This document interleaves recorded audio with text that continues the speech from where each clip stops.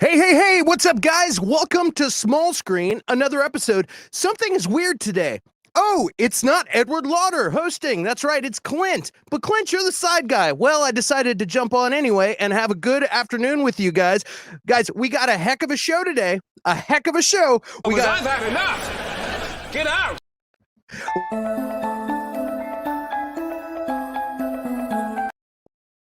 We're going to talk about Free Guy. We're going to talk about Titans Season 3, how this show's kicking ass. We're going to talk about Kathleen Kennedy, Favreau drama. We're going to talk about the Spider-Man No Way Home trailer, and it's going to be a good time. So I want to thank you guys for jumping in and watching us today. Everybody, check in the chat, guys. Everybody, give us some comments. Say hello. I want to see how you guys are doing. We got hi everyone. We are having another heat wave. I'm having one too, and my AC is broken right now.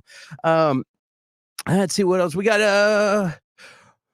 Sean Hadigan, as Edward says. Hello, Peter. What else we got? We got Danzig 1979. Evening, all. Yeah. Who else we got? Hello there. Reese 75 is in the. Hello there. Who else we got? What else we got going? Corey Batten says, "What is up?" And Reese 75. Well, this screen definitely isn't creepy. What do you mean? That was the countdown. Hey, everyone. We got James, and we're going to have my buddy CB3, Curtis, in the house. He's going to be popping in with us in just a minute. I'm excited, man. I'm really excited. What do you want to lead with, James? You want to start with the Kathleen Kennedy, or do you want to talk about some Free Guy? Or do you want me to just jump in? There he is! Knock it off, you two. This is a Live stream. Yes, Yeah, give me the breakdown what you're talking about, Free Guy, if you wouldn't mind. Free Guy, yes. Well, Free Guy has been doing well in the theaters, and I heard on another channel they were reviewing a CinemaCon, and they even said it was Sony during their presentation. They were like, the CinemaCon, for those who don't know, CinemaCon is like a Comic-Con thing, but it's for all the theater owners in America. They all go to this thing, and they let the theaters know what's going on. Here's what's coming. They show them sneak previews of movies, shows, and different things. They even screened Ghostbusters to all the theater owners and press and stuff there, which got rave reviews. But one of the guys that was giving the presentation was kind of chastising the other movie companies for doing the day and date stuff where it's in the theater and there, and they're like, we don't do that. That's terrible. That's a terrible way to do it. And they also said, look, I went to see one of my competitors. This is a Sony guy. He was like, I went to see one of my competitors' movies, and he was talking about Free Guy, and it's actually doing well in the theater. This is proof that a movie can do well in the theater. And I thought that was really cool. Hey, you want to pull Curtis in here? Let's grab Curtis in here. Hello, Peter. Hello there. Hello, Curtis. Clint. Hello, Curtis. How you doing, man? I'm doing very well, thank you. How are you? I'm good. You could hear everything I was saying back there in the backstage. Well, I thought it was interesting that you could have, you have all these different companies. They're all doing different experiments, right? And they're trying to figure out the best way to get subscribers to make money, and how to do this. People are afraid to leave the house and all that. And you had a Free Guy just put it out in the theaters. They said, screw it, we're just going balls out in the theaters. And I think it was in their Fox contract acquisition of Disney that it had to be theater only, is why it wasn't on Disney Plus. But I just think it's interesting. It's an interesting experiment. Like, hey, why is that one doing well and the other movies not doing well? Well, and I believe part of it is obviously it's got Ryan Reynolds. So even though, so I haven't seen it yet, it's marketed as an action comedy, but it's going to be kind of funny, and nobody wants anything heavy right now, I think, even though with everything going on, if they're going to go see something, they want to go see something light. People do, want to get back to normal life, even though everything else is still going on. So if they're going to go see something, that's probably the one to go see. It's relatable to the gamer generation as well. I did actually read something that it might actually be on HBO Plus because of the Fox deal you were talking about. Right. It might be on HBO Max before it's on Disney Plus. So which is crazy. Yeah. Yeah, guys in the chat, how many of you guys saw Free Guy, and did you like it? What did you think of that? I could tell you, I went and saw it. I loved it, and like a lot of stuff that I've been seeing lately has been really dark. It's been good. Some of it's been crappy, but it's been dark. And this movie was just fun and lighthearted, and it's a Disney flick, and it was fun. And sometimes a Disney flick is a little too campy for my blood, but this just scratched all the itches, man. I was like, this is fun. It was fun. The whole way through, this movie was fun. And it's not just because Clint likes everything. That's pretty much what everybody says. And it makes me wonder, could Ryan Reynolds make a movie of himself mowing the yard and put it in theaters and people would go get it? Is it because Ryan Reynolds? Is it just because it's fun? Is it because everything else is too dark? I don't know. What do you think about that? I mean, Ryan Reynolds has definitely proven he can hit a lot of buttons. It reminds me very much of his movie The Nines. Did you ever see that? Where he was a Sims character, basically. It was an independent film, so it wasn't like a big thing. No, I didn't see that. I think it's either The Nines or something. He's a Sims character? Yeah, essentially. Well, it leads into goes down the rabbit hole a lot, but that's how it kind of starts, or that's kind of the premise. But it reminded me a lot of that, and so, but it's a very dramatic role for him, otherwise, and it's even got Melissa McCarthy in it, and it's a dramatic role for her. But so he's proven he can kind of do a lot of things, action, comedy. He's done some horror. He did the Amityville remake. He did some other stuff too. It was okay. It definitely wasn't bad. But so he is kind of a draw because he can kind of do all that stuff. And at the same time, let's be honest, he's incredibly handsome. I mean, there are plenty of good looking women out there. It's like, yeah, I'd go pay to watch her jump around for, 2 hours. And I'm sure there are people out there who are like, I'll go watch some Ryan Reynolds for 2 hours. That doesn't always mean something, man. Have you seen my subscriber count on my own channel? You know, it isn't all about looks. Otherwise, I would have much higher subscriber thing. I agree with that. I agree with that entirely. But you know, it's just, you know, the world's weird. The world's weird right now, man. Yeah. Hey, Sean, Sean Harrigan asked if R2D2 is missing his head. That is not actually R2D2. It's an air conditioner that I put in here because my setup puts out a lot of heat with this computer, and so I have an extra air conditioner. And I took a grease marker and I drew R2D2, and then of course I needed C3PO, so I got him to join the party too. So that's a custom R2D2 air conditioner that I have there. Just I like to show things off.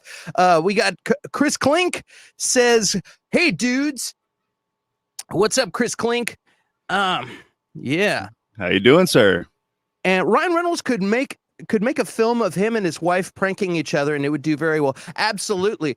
I would watch Blake Lively mow the yard too. I mean, she's fantastic.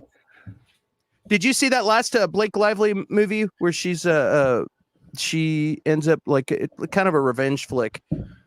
She's a drug addict and a bunch of stuff happens, and I can't remember. It's an Amazon. I think I saw it on Amazon. I don't know if it was an Amazon movie, but it was Neon. I think it was. She's got really short hair. Yeah. Yeah, that was a good. new one called Neon. Yeah. I have not seen it, but I've heard very good things about it. Yeah, if that's Neon, I've heard very good things about it. Yeah, it was a fun. I like movies like that, like vigilante stuff. There was one with Jennifer Garner that, you know, it's a dumb shoot 'em up movie, but it was still fun, you know. Well, do you know, Clint, if this was filmed under Fox or under Disney? Because I know it's about a year or so old. I mean, it's been done for a while. What are you talking about? Free Guy. I'm sorry. Free Guy. Free Guy. I think he made the movie deal with Fox, and then it took a while to get done, and then it just became part of Disney once Disney bought Fox. It was. I gotcha. Okay, go ahead. Yeah, and because of you know, I'm sure Fox was making a lot of movies in the middle of getting acquired or whatever, but it because of the original contract of the movie, it was that's why they couldn't pull a ScarJo and throw it on Disney Plus at the same time. Somebody told me that the last week, and I was like, oh, I didn't know that. Edward Lauder, you can't ban me. It's my show. This is hilarious. He had to visit his family in Kentucky. Yeah, hope all is well, Edward. Let's see here. Well, what else do I got written here? How did you guys like it? Nobody really said if they liked it or not, so I guess that doesn't matter. Well, what do you think? What do you think? Do you think that it's just because everyone likes Ryan Reynolds, or do you think because it's a really great movie and other movies? Hamada burger. Hamada spoon. I think Ryan Reynolds. I had to pull that green down. It was driving me crazy. I think no. From what you've said and from everything I've heard, it's a good movie. Disney hasn't really screwed up in a while. Like they haven't made. I mean, they've definitely made mega hits, but not every single movie is a mega hit. You know, this is a really good movie, but they haven't really screwed it up in a while. Mulan. Fair enough. Touche, James. In your face. That was a burn right there. Yeah, I'll leave. He got me. I will. And I'll say Mulan. Like, I watched it and I was like, I think there's a bunch of drama. You know, there's a lot of drama behind this movie, and people calling out Disney for the Uyghur Muslims right down the street from where, you know, places that had been filmed. And I was like, how much of this is like political drama with people crying on the internet the way people like to do, and how much is it? And I watched the movie and it was just bad. I mean, it wasn't the worst thing I've ever seen, but it was not good. And so I was like, okay, that's what happened. What happened. And to be fair though, too, I'm glad James brought that up, because a lot of those live action ones, to me, they just don't work. Or if they do, it's like, well, this is fine, but I'd rather be watching the animated one. I don't like, besides maybe the Jungle Book. I really like Favreau's Jungle Book. It wasn't the best thing in the history of the world, but I did enjoy it. All the other ones, I'm like, I'd rather be watching the animated one. Why am I watching this? Yeah. Was it Favreau did Jungle Book, right? Yeah, he did. Yeah, And well, you spelled it out. Favreau. He's just I a mean, good filmmaker, he man. is. That's yeah. Yeah. He's a fantastic filmmaker. Reese 75 said, "How are you enjoying Titans?" We're going to talk about that here in just a minute.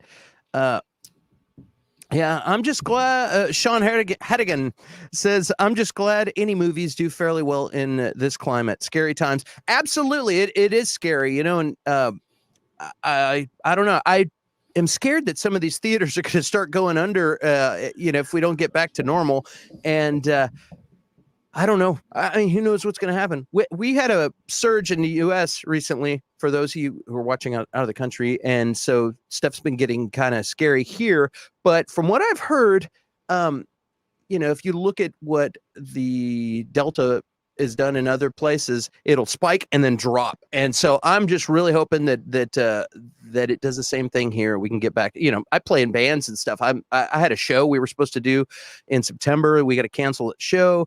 And you know, it sucks. It sucks, but it is what it is, and everybody's getting affected one way or another. But yeah, like what I am excited about though is, you know, this whole time they've been holding back on the good movies. Like they're like, okay, we're just going to put out the crap because it's not going to do very much. We don't want to leave money on the table. We're just going to put the movies that are just meh out, and then they've done an occasional experiment here and there, but they haven't put out the good stuff. Now it's finally, they're like, look, dude, we can't wait any longer. Let's just crank out the good stuff. What that means, it's like all of a sudden they've squeezed it down to one lane, and they're going to open all four lanes, and we're just going to be getting hit with all of this great content. And don't call it content, Clint. That's rude. All these fantastic films are going to be coming out. So I'm very excited about that. Curtis, what do you think about that? No, I think sadly, I think definitely there's going to be some theaters that close. That's just what's going to happen. I think that in the future, honestly, I think there'll always be theaters. Okay, we still have people acting on stage, even though that's been, you know, we've had movies for 100 years. There's always going to be movie theaters, but for a lot of stuff's going to go streaming. I think the writing's on the wall, so movies have to offer more of an experience. So you'll see a lot more of the dine-in movies, and whatever else they can do to get people in the door.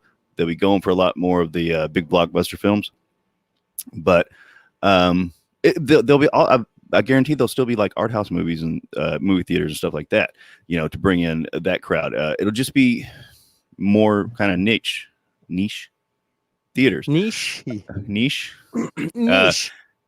Okay. That's where I think it's going. I mean, honestly, they're gonna stick around, but they will not be as many of them. Going to the movies will be kind of an event type thing, as opposed to just like every weekend kind of thing, I think. I've been going to the movies the entire time, like the whole time. It's fun. I went and saw. I just saw in the comments, who said it? The New Mutants was terrible. I had high hopes for that. Yeah, and I did too. And I went and saw it, and it was pretty bad. I was like, no wonder. What's funny is they'd held on to that movie for a long time, and I think they were talking about for I think a couple of years, and I think they were considering not even releasing it. And yeah, it was pretty bad, but at the time I was just happy to be the only guy in the theater watching it. Yeah, and so it was good. Because originally it looked really dark, and I think it was planned as really dark. And I had heard, I don't know if this is true, I had heard that once like Disney kind of took over, there were reshoots, re-edits, rewrites, and stuff like that, and it wasn't as dark as it was supposed to be. I don't know if that would have helped it at all. Yeah, but Anya Taylor-Joy was a joy in that movie. Well, yeah, she's awesome and everything. Yeah, her accent kept going in and out though, so that was kind of. Yeah, it was pretty funny. But yeah, I went and saw Bill and Ted's came out at the same time, the new Bill and Ted's, and then I went across the hall and then watched the New Mutants. I saw that double feature both times. I was the only guy in the theater. It was crazy. Yes, sir. Well, let's look in the chat real quick, see what we got. Edward is tucked in bed right now with a packet of tissues. Uh-oh. Edward? Oh, is that the private chat or the public chat? Are those happy tissues? Public. Are those happy tissues or sad tissues? Knock it off, you two. This is a Live stream. At Edward, classic Clint. Oh my God, Clint just said the New Mutants was bad, but it was good. I didn't think it was good. I thought it was okay. I just thought it was meh. Wait. Now Clint likes everything, so if he's saying New Mutants is bad, it's pretty bad. Probably pretty bad. I think they failed. I don't even blame the cast. I feel like the movie it either was edited poorly or I don't know. They failed. They could have made it really good. It was the last technically Fox movie, right? From my understanding, and that's what I mean with the rewrites stuff. I had read somewhere that Disney specifically wanted it to be bad because they wanted the last, remember how much Fox sucked? Oh, look at New Mutants, something like that. So they, now it might have just been them interfering, period. That happens with a lot of movies, but I was reading something along those lines. But we already had the Dark Phoenix to say that. They didn't need to, they didn't need to say that. They didn't have to say that. It was already done. Yeah, like that had already been done. They didn't know what to do with it because it didn't really fit into their mold and what they were going along. So they're just like, okay, we'll get it as fast as we can. At least they gave the director his vision is what he said. Yeah. So, but they did. Yeah. That's good then. And they needed some sacrificial lambs to put out in the middle of the apocalypse. You know what I mean? Like that. Like there's no movie theaters are like, hey, we're open. We're separating people. Please come. And there's no movies being released. They're like, let's just give them this one, man. Let's just put it out there. So. And see, but that's the thing too. Like, if they would have pushed, it's silly. They're never going to push a blockbuster during a pandemic. But if something big if would have come out, it might have, raised the ships a little more. But I feel like if they would have waited till after the Queen's Gambit came out, and that movie would have done better because it's like this people were learning who she is, who Anya Taylor-Joy is, and after that show, everyone realized, holy crap, this girl is something special. You know what I mean? She's a great actress. I agree. Mm-hmm. Yeah. Well, cool, man. Let's move forward. Start talking about some other stuff. Yeah, look at your screen. What do we got? CinemaCon was a good segue into Spider-Man, Reese75 says. Absolutely, man. Hello, Peter. Hello there. Yes, sir. So I haven't checked it out yet. We put out a video today with Spider-Man theories and predictions. I was up all night working on that. I was just going to plug that. Today, if you didn't hear if you don't speak Canadian, I want you guys to know there is a new Spider-Man theory video that is great. That Edward and James, you guys did a fantastic job. I watched that when I woke up this afternoon. If you catch that, and it was really good. You guys did a really good job on that. I'm excited. I'm excited about this movie. We've been waiting for this trailer forever, and it got more views out of the gate. It broke the internet, got more views than Endgame, which is crazy. And I like a little part of me. It's like there's such big hype. It kind of scares me. Like, what if it's not that great? I don't even want to say that out loud. You know what I mean? I want it to be great. And I guess I like everything. You shut your word hole. Yeah, you shut your word hole, soul. Hole. Yeah. What did you think, Curtis, when you saw this trailer? I have not been this excited for a film in a while. Subscribe. I really haven't, because it's bringing in the Fox properties. It's making. There's so many times. Clint's heard me say this before. So Sony properties. No. Oh yeah, that's Sony. That is Sony. Yeah. You're right. Yeah, the other Sony properties. Yeah, but it's bringing really them nice in. Push from Marvel. Sorry, Curtis. No, you're right. Yeah, it's bringing them in. But it's part of the Marvel multiverse. So many times I've talked to Clint about, like, when I watch horror movies and they do these reboots, it's like, well, all that crap that I watched forever and liked, like, it's just gone now. And then with these reboots with superheroes stuff, this is bringing it back in. It's like, no, all that stuff that you loved, all those other ones, they're part of it too. It's like making the family bigger, Yeah. But I'm super excited about it. What character are you most excited to see again? Once I saw Doc Ock, and that's why he has the speaking part. That's why he's Spider-Man 2, in my opinion, and a lot of people's opinion, is the best Spider-Man out there. Hello, Peter. Alfred Molina just killed it. He was the best. I've heard they're getting a lot of people back too. So I've heard that they're doing a Sinister Six. I don't know if I want to spoil the other video, but there's a lot of little Easter eggs in there that'll tell you what. You don't mind us talking about that, do you, James? Go nuts. Yeah. Go nuts, dude. Talk about that's what we're here for, man. We're here to discuss pumpkin bombs and all kinds of crazy stuff. What do you got? So they're obviously pushing for some sort of Sinister Six. The Sinister Six was a big Spider-Man villain group. It's basically all the Spider-Man's villains got together. Hey, Curtis, did you watch the video? I have not yet. I got off of work about an hour ago. Screw you, man. Give me time. But go ahead, Clint. Oh, I was going to say, but Curtis has got a whole wall full of comics, shelves and shelves and shelves full of comics. I'm sure he's got some pretty good theories of his own, and so it'll be fun to see how they align with you guys with the video. So what do you got? What do you see there? So we know Doc Ock's coming in, and I wonder how much of this is going to be right at the end. Oh, and hold on, it's gonna be... guys. If you didn't see the little banner at the bottom, go subscribe. Hit subscribe. If you're not subscribed to this channel, what the hell are you doing, man? Subscribe. It's time to subscribe and tell your friends and post this show on your social medias. We're going for subscribers. We're going straight to the top, and we need you guys to subscribe. So do that, and thank you for everybody, and thank you for all the Patreon people that have been supporting the channel. We love you guys. Now back to Doc Ock. Curtis, you were saying, I didn't mean to interrupt you. That was I meant to do that plug a second ago. No. I never. Oh, I'm sorry. Did I break your concentration? well, Doc Ock, obviously he's the big one.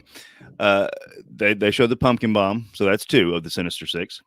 There is a very small kind of backgroundy thing where you can maybe see Electro and maybe see Sandman.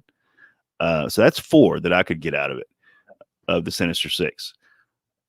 And I'd heard that they're bringing all of the, like, Willem Dafoe, supposedly Jamie Foxx. Jamie Foxx is Electro. If you notice, you can hear Willem Dafoe's voice in it, but that doesn't mean like somebody else was saying, that doesn't mean he's in it. You know, it could be a flashback or something like that. Yeah, but I read something that they're supposedly are bringing these guys back. They're probably paying them a ton of money, but this could be a big, thing. And like they could come back for a one-off movie and then be like, well, some other alternate version, they could figure something out if they were like, we just want to do one. But the other 2 I'm not sure about. The Sinister Six was all in the comic books, was always kind of a rotating cast. Group. Rotating cast. Except for some of the main ones. Like they had the Vulture in it, which actually Sony owns the Vulture too, so I could see him coming. I didn't see him in the trailer, but he's coming back. Yeah, but if you haven't seen the no, I have seen the trailer, but I didn't see him in the trailer. Go ahead. The Morbius trailer, he Vulture's in it, which is cool. Oh, okay. Yeah. So if you haven't seen that trailer, go check it out. That movie looks like it's going to be badass. Now the question is, will Flash Thompson be played by Frank Grillo? Will Frank Grillo come back? I don't know. Do you think? He says he's blonde now.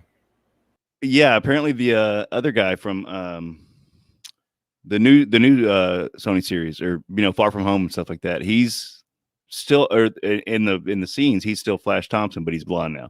But if they bring Frank Grillo, I don't maybe. There he is. Edward, what are you doing, man? Are you enjoying the show so much that you had to pop in? You're like, I can't. Clint is ruining my show. I have to get in there. I think he's having internet issues right now. The internet's pretty bad in Kentucky. Hey, man. Yeah, this is. I think I might be having internet problems as well. But I just wanted to come on and say hi, and also, hello there, and say hi to Curtis. And thank you, Clint, for hosting the show. And I'm sorry that I can't be on for longer, but I'm not very well, as you can probably see. I'm here. You look great. But yeah, like and subscribe. Thank you. You guys look wonderful. And I think Spider-Man No Way Home, there are lots of theories online, but go and check out our theories, because they're the best. You're absolutely right. Yeah, I'm just spitting stuff. These guys actually host it, Clint. I'm a guest. You're going to ask me questions. Go over there and hit the fucking like button. All right, you hit it now. You motherfucking hit the fucking like. I seriously, Edward, I was really stoked on that video you guys made when I saw it. I was like, you guys knocked it out of the park. You did a great job. That was not only good theories, but it was well executed, and I thoroughly enjoyed it. I'm like, these aren't just my friends. Like, I'm actually enjoyed this. You know what I mean? This is great. So good job. And guys in the chat, if you have not seen that video, you should go check it out when we're done with the stream, because it is good. We'll I think we is Edward using a CCTV camera? Are you okay, Ed? Say something if you've been kidnapped. Is one of the symptoms of your illness instant coma? Because that's bad. He could just use audio without the video if he wanted to save the bit rate. Ah, there you go. Awesome. Well, yeah. Hey, have you heard? People have noticed that in the trailer, Doc Ock's lights in the middle of the claws. You know, the lights are red, and it's supposed to be in the movies. It was like when they're red, that means the tentacles are in control. Ooh, I have not. Yeah, and which is interesting, you know what I mean? But in the trailer, they were red, so it's like, hey, he's, that was the whole deal at the end. At the end is, they went back to the other color. I don't remember if they're yellow or green, but they went back, and he got control, and then he falls, and he got to go out himself, a good guy. But now he's back, and they're red. You know what I mean? So it's like, oh, that's pretty cool. I was like.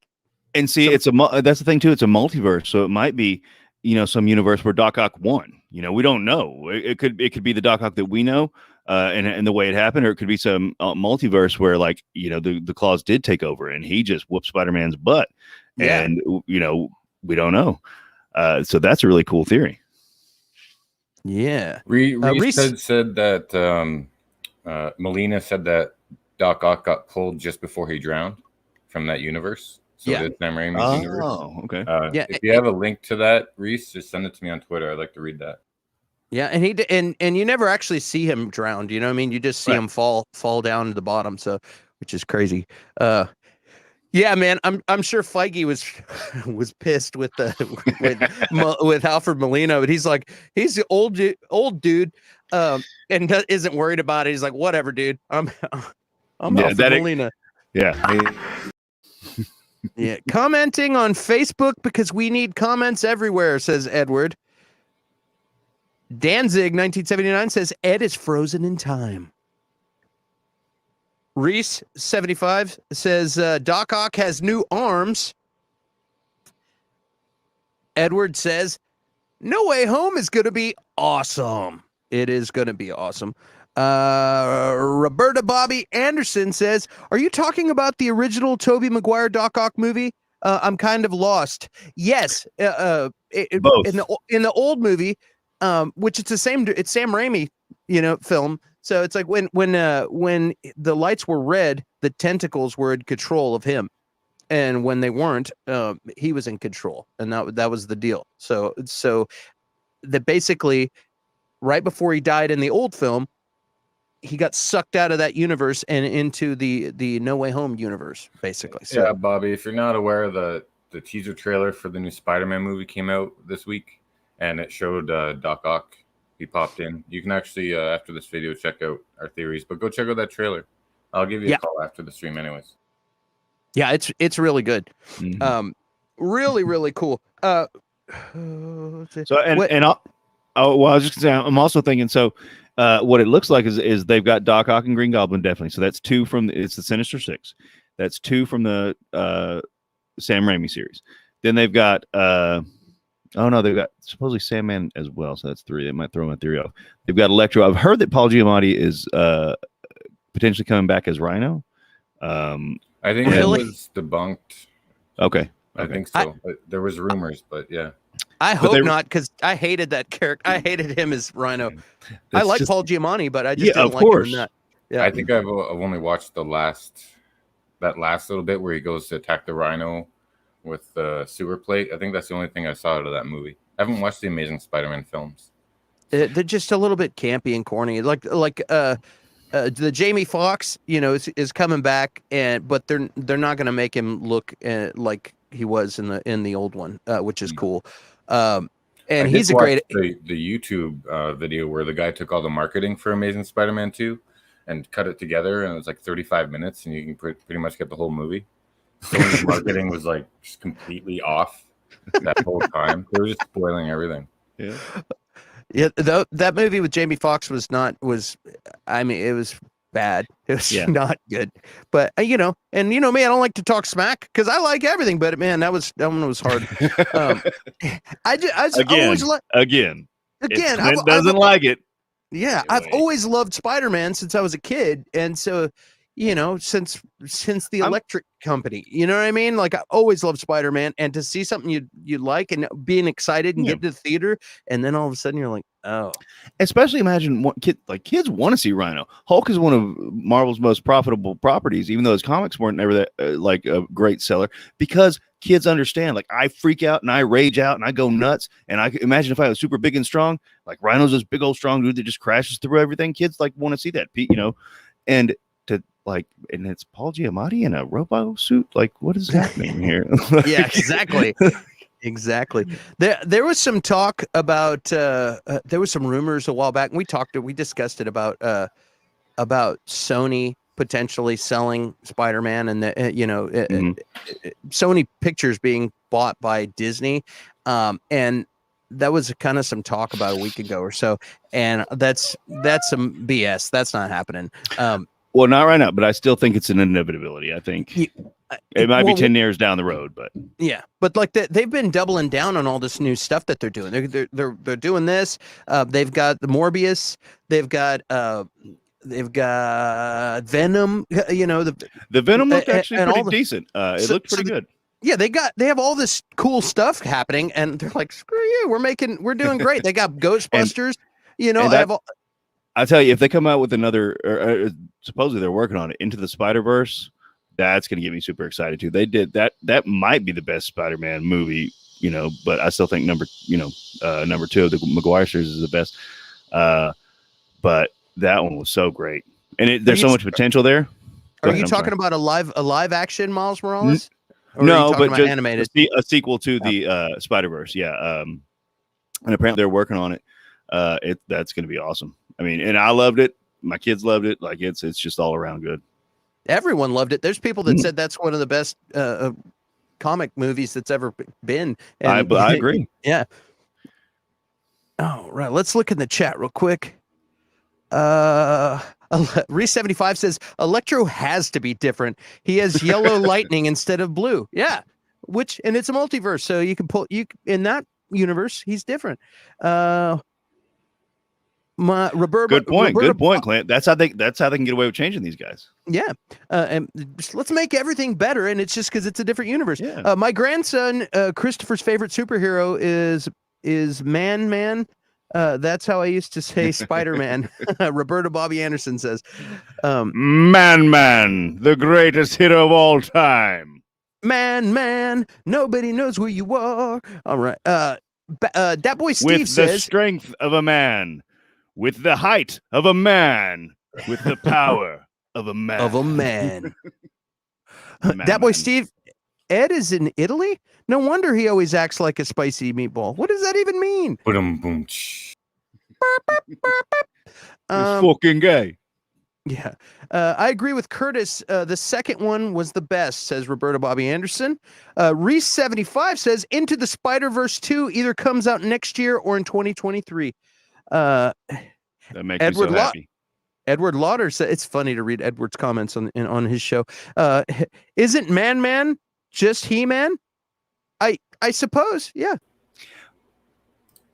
James, what do you think? Go to bed, Edward. Go to bed. Poor guy, man. What about He the Man? Get some chicken soup and some vitamin C, man. Get well. Yeah, I'm excited, man. I'm really excited. Like I said, the floodgates are opening. We're finally getting all the good stuff.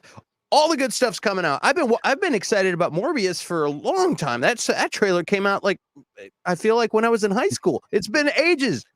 That was a long time ago.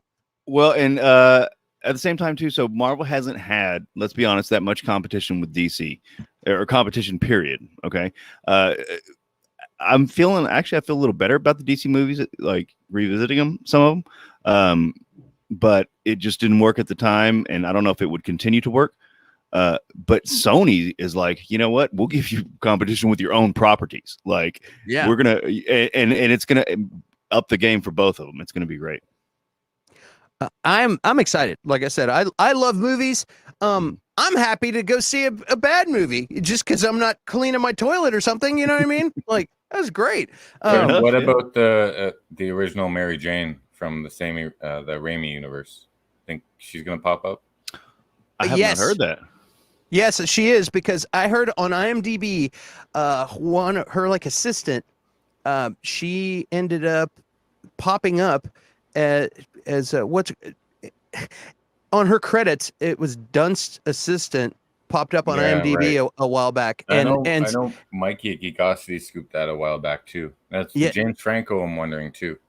Man, we talked about that a long time ago. Back when I was doing the Black Shirt podcast, we read that. It might have been Mikey's article that we saw, but I saw some article and we were Kirsten Dunst, yeah, and we're like, holy crap! It got you know, when you get billed as Dunst assistant on a Spider-Man film, it's pretty obvious what's going on. You know what I mean? So we're like, get some of these guys, or do you think it's going to save that for Doctor Strange too? What do you think? Say again. We're gonna get some X-Men in Spidey, or do you think it's gonna be in Doctor Strange 2 with Magneto? I think they're gonna premiere the X-Men. I think the Eternals is gonna lead into that. What do you, Curtis? Let's talk about what you were talking about the other day with the Eternals and the X-Men and all that.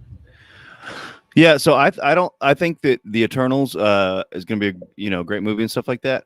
But I think that it's really its sole purpose is to get mutants in there, because we're going from a non-mutant, Marvel universe to one that's going to have mutants. And the Eternals in the pardon? Have you watched Agents of S.H.I.E.L.D.? Not all of it. So he did the same kind of thing with the Inhumans, right? They're the same. Yeah, that's exactly where mutants come from, and Inhumans and mutants both come from the Terrigen Mists, which were put there by the Eternals. And I think that's exactly why, or by the Celestials. And that's why they're doing it, so that they can, it's going to be like probably what is this? This is phase 4 or phase 5? It's going to be the next, this is 5. So I think it's going to be phase 6, but I think that they're definitely coming. This is phase 4, right? Are we? I can't even remember now. I thought we were phase 4. Yeah. Phase 4. Yeah. So phase 5, I think, is when it's coming. Because but I still think like with the show What If and stuff, I think that is there to kind of put these things out there. Yes, exactly. Wow, that's a great. They do with the comic books too, right? That's a great way of saying it. Yeah, like King Shark just got his own solo series. Mm-hmm. You know what? They're really pushing Lobo right now in DC comic books. Like they just did Superman versus Lobo. He's got his own series again. He's got his daughter. So I'm expecting like an announcement for like a Lobo IP at some point.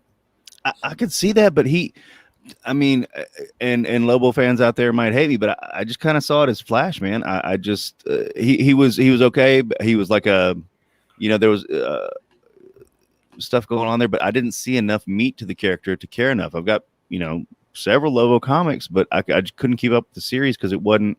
He's like a one-note character, right? He's a badass, and he's gonna go kill a bunch of people and stuff like that. And that was 90s comics in a nutshell. That was 90s comics. But I mean, that's the thing. New writers can take that up if they're rewriting it again. They can take that up and make miracles happen. It's amazing. Well, they had Lobo in that Krypton show. They tried to make him something out of that, right?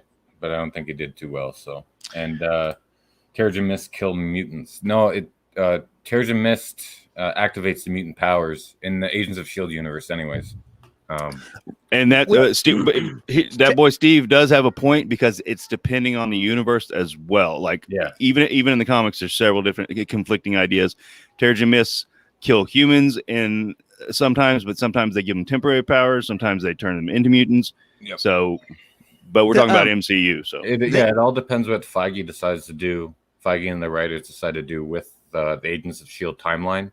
That's still up for grabs. They've said that that's not canon. Agents of S.H.I.E.L.D. is not canon. There's no concrete evidence that it is or it isn't. They haven't given it, like, I don't know, where did you hear that? Because they haven't given a definitive answer that it's canon or not. I know Feige said at the TCA, the Television Critics Association event, that Agents of S.H.I.E.L.D. has a super passionate, large fan base, and then they'll always take those characters and want to use them. You know what I mean? Right. And if you have like what's her name, Chloe, Daisy from Agents of S.H.I.E.L.D., she just had to leave Powerpuff Girls because of scheduling conflicts. So we're thinking that's Secret Wars, right? So. Yeah, I'm wondering. I saw some headline which I didn't get to deep dive into it, but that she's coming in to the MCU, so that's pretty cool. I always liked Daisy. Her character was cool. Yes. Well, talk about. I'm going to step away for just a second, really quick. Curtis, talk about what you were saying with the egg and all that stuff in the Earth, and break that down again for us. Remember that the rant you went on. The spiel. Give them that spiel. If you hold on 1 sec, I'll be. No problem. So the best explanation of the Marvel universe that I've seen is the series Earth X, Paradise X, and Universe X. It really brings everything together. It makes the whole thing fit. Marvel has, since from day one, been very strong with continuity. Like, everything has to fit. And they've had to do retro stuff to make it fit. But Earth they X, learned their lessons from the 90s. With the X-Men. Yeah. But the Earth X, it's a separate universe from the comics. It's a separate universe, and you can even there's a whole list of them online. You can look at that's where Supergirl's a Nazi, right? Earth X. I'm guessing you didn't watch the CW shows with the crossover. No, well, that's Supergirl's DC. I know that was the joke, man. Oh, you testing me here, sir? Yeah. You testing? But so in that one, they implant a celestial egg into the Earth, and they create the deviants to protect it. The deviants don't work, though. They're deviants. They're bad. They're ugly. So they create the Eternals to protect. I don't know why they don't just get rid of the deviants, but to protect the Earth and keep the deviants away. Right. Then the Inhumans come in and all kind of other stuff. But those Terrigen Mists are the things that lead to mutants. And it's a little bit of exposure. It might not kill you, but your offspring could have the mutation. And the Eternals later figure out that the only reason they were there was to protect the celestial egg and stuff like that. I'm having a hard time thinking that they're going to use the Terrigen Mist. You know what I mean? I don't. In the MCU, I think they're going to come up with another explanation. I think what movie was it? A film or a series that used Terrigen Mist after S.H.I.E.L.D.? It was. I agree. It was Inhumans, and it was an ABC show. Even after, because I never watched the Inhumans. It was something. I think it was it Falcon? Anyone in the chat know it's Falcon Winter Soldier or something? Because I heard Terrigen Mist. Yeah, it was really weird. It might have been S.H.I.E.L.D. too. They might have picked it because Inhumans was an ABC series too, so they might have been playing off each other. Oh no, they used the Terrigen Mist in Agents of S.H.I.E.L.D. and then they used it in Inhumans. I'm saying after that, after they went to Disney Plus and something recent, like within the last year, that they used the Terrigen Mist. So I'll have to look that up. That might be where it might be Falcon and the Winter Soldier, how they made those super soldiers. Yeah, I don't. I think it was name dropped in there or something. I'm not sure. So, But I agree. I'm gonna go look that up now. But I think that they'll have something. It'll because if you say that the mutants like came from some other where or something like that, comic book fans are gonna be like, "What the hell's going on here? Blah, blah, blah, blah. Where's the Terrigen Mist?" So they might not use the Terrigen Mist, but it's gonna be something related to the Eternals or to the Celestials. To it might be whatever, but I really think that's the reason that movie's coming around. Which is cool. Like, bring it, dude. I want mutants. I'm ready. Mhm. Everyone loved. That's what it was. It was the Avengers video game that came out, right? And I played a couple hours out of it, but it was just it's not optimized for PC well, and it just overheats your video card. But yeah, they used the Terrigen Mist for Kamala Harris to get her powers. So again, that's an audience primer, right? Mhm. To get like No, you're right. Yes. Yeah, so they might be using the MCU, but the way they did it in Avengers, which was it was more of a power source, and they didn't know it gave people powers, right? Until something exploded, and then they all got powers. So. Yeah, and it starts from Terrigen crystals, which expose with the air to create the mist and blah blah blah. So they might just go with the crystals in the in the movies too. So I wondered if it was. Go to bed, Edward. And he said, Edward said, I think she left Powerpuff Girls because she read the whole script. Yeah, like Steve, man, I don't know why you're looking for it. That would have just been. I think that's going to be a travesty. You know what I mean? Like, so that's going to be good. I'm unaware of this. What they're making a Powerpuff Girls movie? No, it was a TV. It was a series, and it got dropped. Okay. They did it. Yeah, they did a pilot, and it was apparently it was terrible, and so it got dropped. And then she's like, "Yeah, I have scheduling conflicts. I gotta go." I think she was like, "All right, this is a sinking ship." Yeah. When you're sinking the toilet and you start getting dizzy, you're like, "Okay, it's time to bail. I gotta go." Well, she really wants to be in the MCU like as much as possible. Like she's really expressed that on Twitter. Whenever someone says, "Oh, are you casting?" she goes, "I wish," or whatever. Even if she knew, she wouldn't be able to say. But I think like they approached her for Secret Wars for sure, because that's how Agents of S.H.I.E.L.D. ended. She was off with Sword in space. Spoilers, people. Sorry.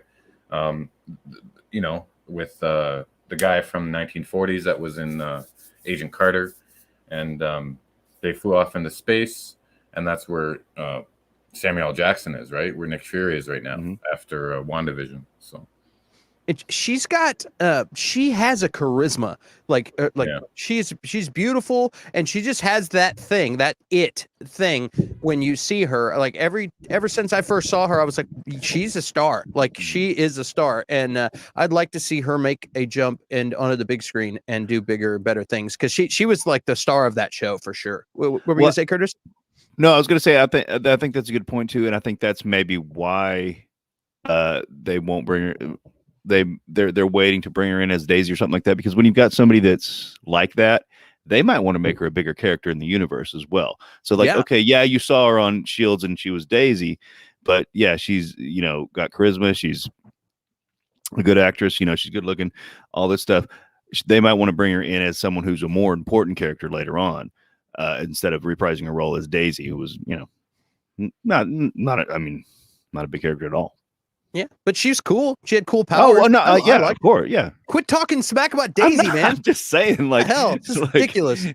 Like, you got Captain Marvel, and then you got Daisy. It's like, which role would you rather have? Which role would you rather have? Like, excuse our friend here that doesn't like Daisy. Thanks, Curtis. I fucking hate Daisy. Sean Harrigan says she was great in Agents. Absolutely. Reese 75 says, no, I had a spider crawling up my leg, so I went to grab a weapon. Yikes.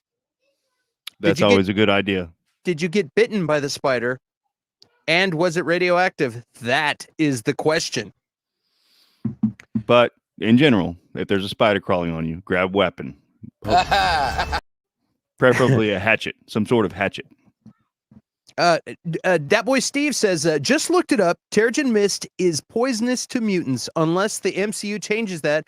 TM is Terrigen Mist is that would be a weird origin for mutants in the MCU.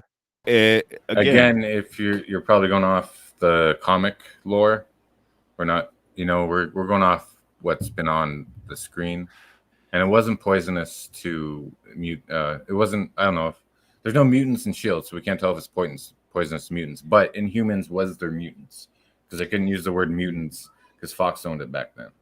So, and it depends on what universe you're looking in, and the fact is, it may very well be poisonous to mutants in certain universes because their parents have already been exposed to it. We're talking about if it's poisonous to humans. The Terrigen Mist is what makes humans and gives them the DNA gene. Makes them into mutants. Right. It makes them into mutants. Yeah. Dat Boy Steve says, Daisy slander, kick him. Seriously, man, what the hell? Yeah, Clint likes everything. I'm not. Curtis, I'm against Curtis Daisy. I'm for Curtis Chloe. I'm against Daisy. I want her to go. She needs to go farther than Daisy. She needs to outreach. Fuck that. No. I live in the UK, so spiders aren't poisonous. Doesn't stop me from hating them, though. Yeah, absolutely. Well, Fuck that. No. Guys, have you guys been watching Titans? We're going to shift gears here into Titans. Have you seen Titans, Curtis? Yeah. I know you have, James. Yeah. How about you, Curtis? Have you watched any of that? I have not. You've been pushing it for a while. I just haven't had the time to get to see it yet. I've heard everything I've heard is that it is really good. I know you're more of a Marvel guy, so you get a pass. I keep going back to DC stuff and liking it more than I thought I would, but I am more of a Marvel guy. So anytime it's DC, I'm like, it's probably gonna suck. I'm just not gonna watch it. But everybody keeps talking about it, and I did like Teen Titans. I mean, of course, the cartoon and stuff, and the comic book as well. But yeah, I think we're gonna go into spoilers here. Are we gonna do spoilers? I think so. Reese, have you seen it? You're all up on it, right? Yeah. Anyways. Yeah, if you watch, the first season is a bit rough. It gets better in the second season, and the third season is just knocking out of the park. I mean, Clint, you had mentioned to me on the call one night that it's like they have it all plotted out, and they know what they're supposed to do through the episode, but the dialogue isn't fully written. And you can completely tell that. They're just ad-libbing most of the dialogue. Did you say you can tell that? Yeah, you can. We don't know this for a fact, no. But it's pretty obvious. If you watch, if you watch this, it's hilarious. This show is kind of it's always been just kind of okay, and this season just got really great, and it's weird because you get conflicting feelings. You're like, this is really bad. And then all of a sudden you're like, this is really good. Yeah. And then you're like, ooh, that was and then you're like, this is great. I mean, it takes you on a roller coaster. And so overall, there's great themes in this show. I like all the characters. I like the casting in this show. I like what they did with Crane, with Scarecrow. Oh yeah, Jonathan Crane. Yeah, I like his character. He's bad at that. Actor is fantastic. He's perfect. I love him for that role. I keep thinking it's Wesley Crusher from Next Generation. Will Wheaton. He looks a little bit like Will Wheaton. Yeah. But go ahead. He's just great. In a crazy diabolical way. Even when this last episode, he put the record on and starts dancing around, and I was like, dude, this is almost like Anthony Hopkins level of villain. Hannibal Lecter is just a cool, charismatic, weird psycho, and I got a little bit of those vibes from him. Yeah. You know what I mean? It's really neat. I was really surprised last episode that I wasn't expecting what happened to Jason Todd and Red Hood. In episode 5, I wasn't expecting to go do a flashback and do that whole, and I was pleasantly surprised about that. I really liked it. Reese says the season of Titans is really good, but Dick found out Red Hood's identity too early. I disagree because being a fan of the graphic novels and the animated film and stuff, that's good for 2 hours, but I didn't want, I'm glad they did that because I didn't want a whole series stretched out, because we all know who Red Hood is, right? So we didn't want it all stretched out that and then at the end of the episode, oh, they find out it's Jason Todd. It's a big reveal. I think they knew the whole audience that's watching the show would know anyways. So it's like, oh, let's get a cat out of the bag now, get it over with, then we can move on to more arcs. And this seems to be a current theme in Titans, where they like stuff that they could milk in other series that they would usually milk for like 8 episodes, 10 episodes or whatever. They just like, okay, boom, we got through that hurdle. Let's move on, and we want to explore stuff. Hi, how you doing? It's and that makes for good storytelling. The way they did that, it's like you can be a comic nerd and then get mad at a movie or a TV show because it's not just like the books. But when you're making a film or a TV show, your job isn't to make a perfect representation of a comic book. Your job is to tell the story in this much time frame, and whether it's the number of episodes or under 2 hours, if you're on Warner Brothers, just kidding. No, like and that's your job. So sometimes you got to cut corners, sometimes you got to change what the Terrigen Mist does, sometimes you introduce you let Dick find out who Red Hood is a little early, and it's for the better storytelling. And I really like the way they're telling the story in this season. It's like, it's been awesome. I've enjoyed every episode. And in the past, there's been filler episodes where I'm like, that one was kind of meh. But like, this is straight up getting dark, and like people are dying, and like it's been good, like really, really good. I think Clint likes it. Every time you hit the applause button, I always do this. The one thing that I wish we got more of was like, so when the season started, like we see a brief glimpse of them working as a team in San Francisco, and then all of a sudden, boom, okay, we got to split them up again, and then go to Gotham and blah, blah, blah, and then freaking Hank, man, that hurt right in the feels. Yeah. But, and then I don't know. As far as like it's a roller coaster, it's good and it's bad and stuff. I agree, but I'm already kind of out of the moment anyways, because as I'm watching, I'm looking for places where I used to walk to work where they're shooting or where I used to live. Like, oh, there's my old house, or I used to walk down that street to go to work, to the studio, So it's because they film it in Ontario there. It's kind of neat. It's kind of like October Faction, same thing. It's wow, that's cool. Yeah, so. It's like that for me with Office Space. You can see certain things in Office Space that were shot in Austin when you watch that movie, and it's like, it's really funny. And I don't know if we really got into detail and explained what me and James were talking about, but I get a sense in certain scenes that they set things up like they're like, okay, guys, here's what we got to do. Jason Todd, you're mad at Bruce Wayne because he doesn't want you to do this, and you need to say that and tell him you don't care anyway. And then Bruce, you need to tell him that it's for his own good. That's the saying. Go. And then they're like, Jason, I don't think this is good for you. You don't think anything's good for me. You don't know. You don't believe in me. And then he's like, son, it's not that I don't believe in you. It's just that I've lost so much, and I don't want you to be that. And they're like, yeah, you just don't want me to be anything. And then it's done, and they're like, hey, that was good. Okay, let's move on to the next shot. And it's like, and it's like bad soap opera acting sometimes. I'm like, is this The Young and the Restless? What the hell are we watching here? And then it's all like of a sudden, it's like the psychiatrist Leslie and Jason Todd. Yeah, and they were talking, and all of a sudden he said something, I can't remember, then she said something. It's like, okay, wait, they ad-libbed this whole thing and then just cut it together, because that didn't really make sense. Yeah. I'll have to find that clip. Well, and so I guess they're going for a natural reaction type thing, but it's just not working. Well, there's a lot of, there's a lot of that happens in certain movies and certain TV shows where you have gifted actors that like really like for those of you that's some of the best stuff in movies, and a lot of movies. For those of you in like the chat or anybody else who's never taken acting classes, like I've taken film acting classes, and like there's a lot of exercises that you do to get your head into the emotional position to be able to pull something off. And there's a lot of make-believe and a lot of things that you do to like you really transform yourself into this thing.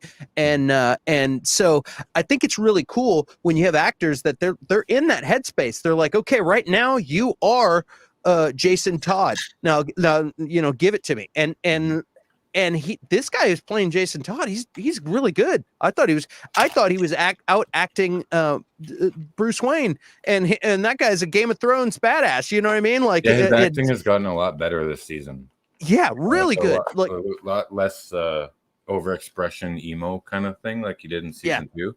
Yeah. Yeah, like last time, I feel like he was like, yeah, he's trying to find the character, I'm sure, and also he's supposed to be like the smart ass, bad boy kid. Rebel. Yeah, and so he was going for that, but this time it's like they said, okay, you're more troubled than ever. Now he's playing a troubled person, like who's Fuck Batman. I love that one. And so yeah, he's doing a really good job. Well, go ahead. Go ahead, man. Go for it. Well, no, I was going to ask. Obviously, it's called Titans. Are they teen Titans, or are they young? Yeah. Obviously, they're younger people, but It's are Teen they, Titans. Okay, because I was going to say, like, I wonder if they're definitely Marvel's going to go for a young Avengers. They're already setting a lot of that stuff up. I think that's why they brought Kang in as the new big bad, because Iron Lad in Young Avengers is Kang from another multiverse, and all kind of stuff. Yeah, they got Iron Lad, Kamala Khan. And That's why they're doing the Marvels. Hawkeye's daughter. Yep. Hawkeye. So, yep. Yeah. So the miniseries there, and actually, I did a Geekosity video last year about this, the Young Avengers scoop. Mikey had the whole rundown, so I'll send you the link, Curtis. Please, thank you. Yeah, so I think like if they're doing something that especially that's the thing, if DC needs to grow their universe more, and we'll figure out what they're going to do with it first. But grow their universe more, and if Titans is getting better and better and better, they could potentially push a Titans movie and then build from there. Take that Batman, take that Bruce Wayne, and make a movie.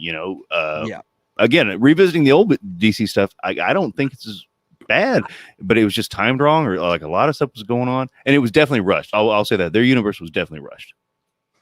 I don't think they're gonna merge this version of Titans with anything they have going on, like in the DC world, like movie universe. You know what I mean? Like that, because it's the quality level. It would be like putting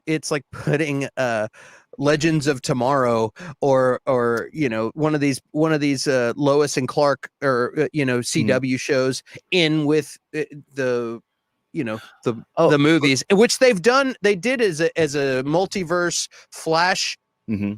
I remember that kind of a gimmick. There, I heard that Grant Gustin is supposed to be in the Flash movie. I don't know if that's a fact or not, but that's a multiverse gimmick that they had him on the TV show and vice versa. But I don't think they're going to do that with Titans. And you're not going to see Titans in Dark Adam or Black Adam. I mean, or or yeah, any new thing. I do agree with what you're saying, Curtis, but I also think that Warner Brothers DC has expanded their roster of characters. Especially like we were saying with the CW, now with DC Titans, and then Swamp Thing. Hopefully they're gonna bring him back. And Legends of Tomorrow, they brought in a bunch of characters with that, and their Infinite Crisis crossovers have been amazing. I just think DC Films needs to tie it all together. You know what I mean, and make it cohesive. I agree, and I think that's what they're doing with the Flash movie with the multiverse coming up. Okay, so, I kind of agree, Reese. It would have been better if the Titans found out it was Jason after Hawk died. Yeah, I can. Yeah, I can agree with that. See that. Yeah, but I mean, the part kind of it more though, powerful. Like we didn't expect that he was actually going to kill Hawk, or actually Dove killed Hawk. But it was super powerful. The fact that you've got this guy that was on their team that is in such a mental state that he's willing to kill his friend, and then he's not only going to do that, but he's going to make his love of his life do it. And now Dove is carrying the guilt of this. It's like heavy shit, man. I was like, what's happening here? Like I was like, no way. And then boom, Ned Stark's dead. Like what the hell? Man, what about the Lazarus Pit? Yeah, we need to bust the freaking Lazarus Pit last episode. Yeah, and I was like, really? Lazarus Pit. I was wanting. Yeah, I was wanting Green Arrow to jump out of there. Ha! Ollie. Oh yeah! All of a sudden, you got Ollie and Speedy pops in. Speedy yeah. starts doing heroin. Dude, I really loved Arrow for a long time. It was really good. That show was good. It was one of those series like it would start to get dry, and then I would just walk away, and then like a year and a half later, people were like, oh, it's so good now. So all right, so I got to binge it. Right? Yeah, I'm surprised with the Lazarus Pit. They went with the kind of mercury, kind of organic tentacles, you know, because usually in all the other iterations you see it's green and bubbling and stuff, right?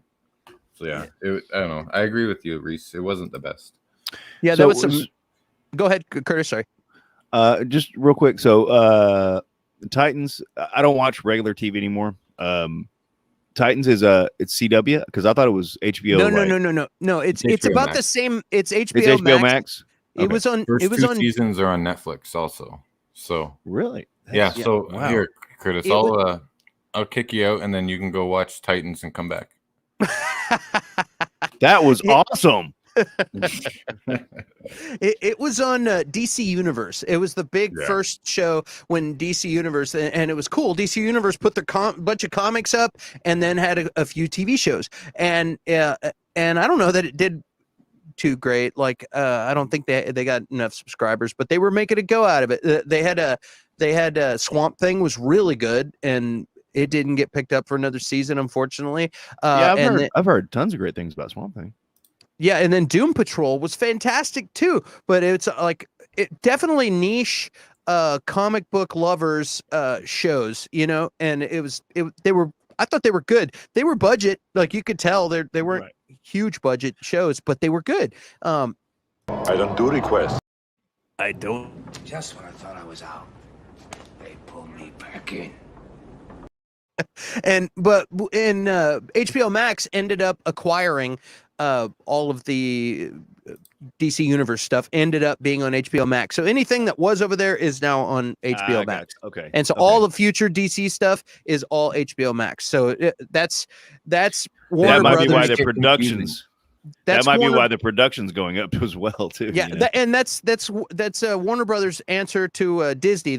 We've got DC, you've got Marvel. So like Superman and Lois, Superman and Lois, they really bumped the budget up for that and gave Guggenheim, and that's who it is, right? Guggenheim and who else?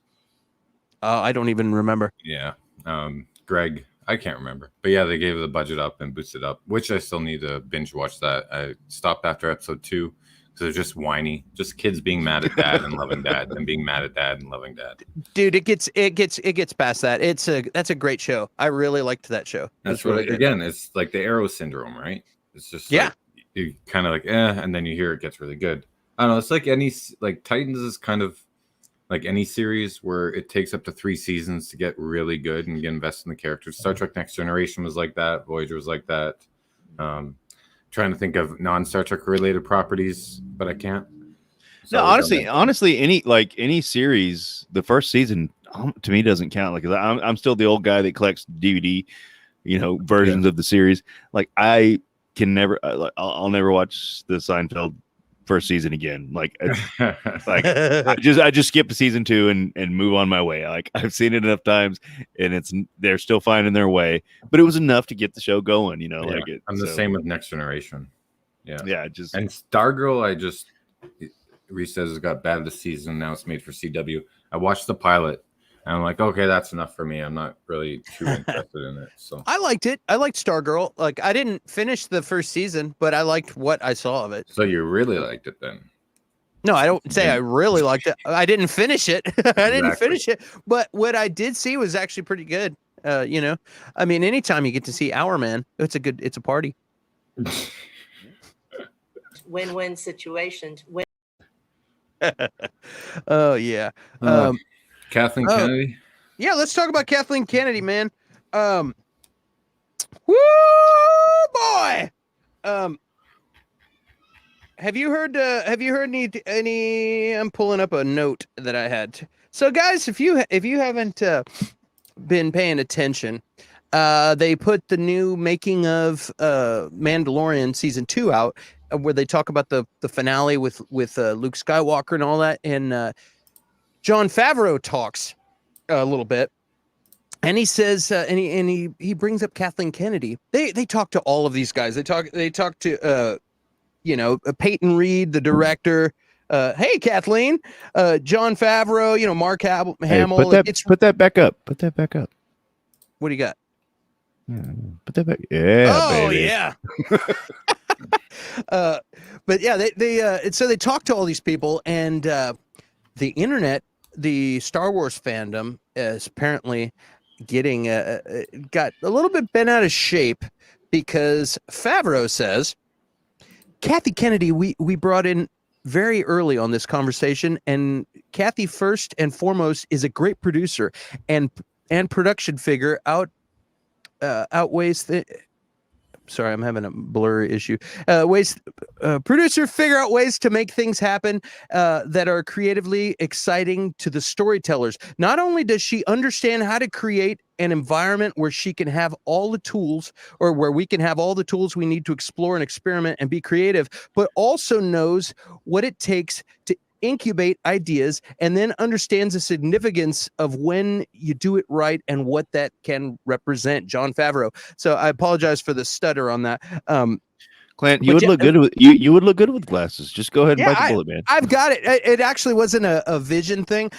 When I got that quote, I did the dictate thing on my phone and held the phone and just let Favreau talk into my phone, and it misunderstood some of it. So it made a funny sentence. But basically what they're saying is what we talked about. We did a show called Are They Villains? And we did an episode about Kathleen Kennedy. And Kathleen Kennedy is one of the greatest producers in film history, if not the greatest, one of the greatest. Her catalog, movies that she's made. 108 credits. 108 credits. E.T., Poltergeist, Indiana Jones, Temple of Doom, Gremlins, Fandango, Goonies, Back to the Future, Color Purple, Money Pit, American Tail, Empire of the Sun, Inner Space, awesome movie. Batteries Not Included, awesome movie. Just goes on and on and on. Roger Rabbit. James, I was just about to say, well, what has she done without Spielberg? But once you said Inner Space and Batteries Not Included, I was like, well, wait a minute, because those are kind of under the radar things that are really awesome. Yeah, Gremlins, right? Joe Dante. But Spielberg produced that one though, so I was like, he also produced Batteries Not Included too. Well, her husband's Frank Marshall, right? Who works closely with Spielberg. Oh, I didn't know that. Okay, yeah. Okay. So she's been the glue that's held Spielberg and Lucas and Frank Marshall together for the longest time. Well, then don't fuck with it, man. Yeah, and I think she gets a lot of flack because she put a lot of trust in J.J. Abrams, right, for the new trilogy, and he didn't really have a plan, and then they hand off to Rian Johnson, and he's like, "Oh, okay, well, I'll do this," which I really enjoyed The Last Jedi, to be honest with you. I know there's problems with it, but I did enjoy it. So. I did, except for the part, the one part, and you probably know what I'm talking about. He's drinking the milk. No. Hey, I think we've all seen it, so you can spoil it, Curtis. What part are you talking about? I don't know. It's pretty new, but no. What you don't need to make Luke want to kill Kylo Ren. Okay. I don't understand why they did it with Vader in the Phantom or in the prequel. I don't understand why they do it with Kylo Ren. Power itself is enough to draw people to the dark side. You don't need to give someone some other thing, okay, for a tipping point. If you ask any human that's already in a powerful position, hey, I'll give you more power, but it has to make you a bad guy. I mean, sadly, most of them would say yes. That's why there's so many freaking bad people in the world. Oh, you're talking about when Luke went to go kill Kylo yes, Ren? And he woke up, and that was the tipping point. I think we didn't get enough context for that because I think Luke was in a very dark place and he's very down. You know what I mean? And probably overwhelmed with all this power and afraid of going to the dark side himself. Maybe. And probably seeing, because he knows what happened with his father and all those kids his father killed in the Jedi school. You know what I mean? Like, I mean, I agree with that, but it was not presented that way. No, it's poorly executed. Yeah. Yeah. They're trying to like. Well, you said it better. You said it better. Well, what do you guys think though? Like, so here's the deal. People hate Kathleen Kennedy that are Star Wars fans. A lot of them, and some people that understand But how production works and how business works, and can look at her catalog and understand she's one of the most experienced people in Hollywood. Like when you have people like us saying this, and I'm not saying those guys are wrong. If you don't want to like somebody, then don't like them. But what's interesting to me is that Jon Favreau, everyone has been going off. Favreau's the savior of Star Wars. Favreau should stop.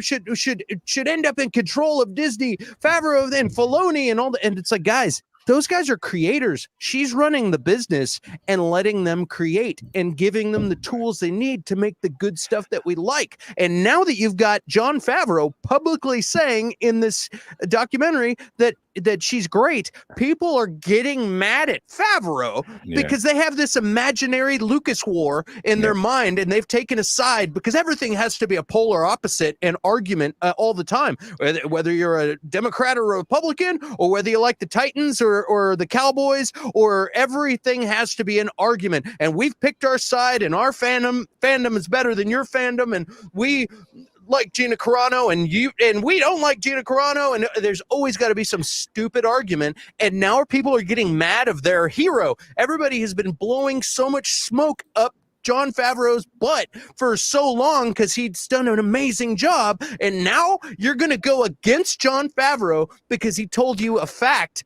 that you don't want to hear. That's a fact. The fact is, she's given him the tools. Not only that, but Dave Filoni said in the last one, he's like, yeah, she came to me, and Kathleen Kennedy came to me and asked me if I wanted to do more some live action stuff. And he was like, yeah, I kind of would like to move into live action. And she said, well, that's cool. Why don't we see if you like it? We'll put you in on a couple of episodes in this, and you could get a feel, but because you're badass at animation. And so she put Filoni in a position and promoted Filoni and all of his knowledge and all of his tastes of what Lucasfilm should be doing is all because Kathleen bumped him into that position. Same on both of those guys. And those guys are doing great things. Don't you? And you know that George Lucas has Kathleen Kennedy's ear, right? You know that. Like, he picked her to head this. You know, it was part of the contract. I like if Luke succeeded in killing Kylo, we never would have had Ben Swallow. Oh, snap. There you go, Reese. Oh, that's so good. It's so good. So it makes me crazy that people are so stupid. Like I'm like, it blows my mind. And if you're anybody in the chat is like, hey, Clint, I'm offended because I don't like Kathleen Kennedy. You have to blame somebody when something doesn't go your way, like the trilogy that we're all like, I don't know about that.